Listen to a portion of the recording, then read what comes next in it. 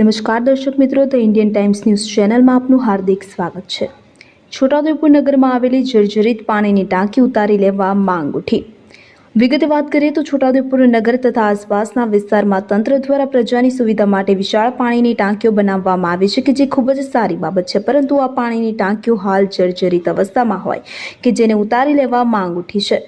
આપણે વાત કરી રહ્યા છીએ છોટાઉદેપુર નગરમાં આવેલી સિંધી તારણ પાસે વિશાળ પાણીની ટાંકી કે જે તંત્ર દ્વારા લાખોને ખર્ચે બનાવવામાં આવી હતી। જે ટાંકી હાલ ભારે જર્જરિત અવસ્થામાં છે।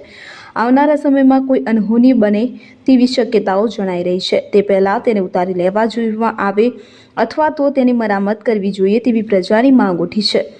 આપ જોઈ રહ્યા છો આ પાણીની ટાંકીના કિલ્લાના સળિયા બહાર આવી ગયા છે અને પોપડા પણ ઉખડી રહ્યા છે।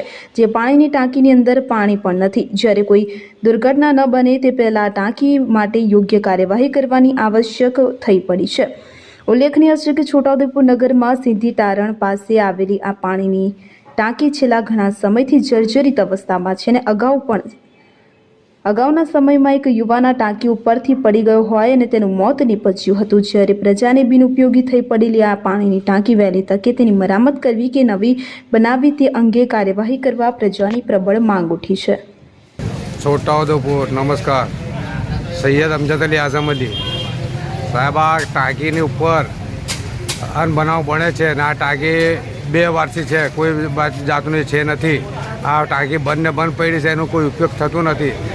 આ ટાંકી ઉપરથી કોઈ અકસ્માત થશે તો તમે એની જવાબદારી તમારી વધતા કે આ ટાંકીને તમે બીજી ટાંકી બનાવવાની કોશિશ કરો કે કેમ કે આ ટાંકી ઉપર છે ને હળિયા મળિયા બધું દેખાય છે।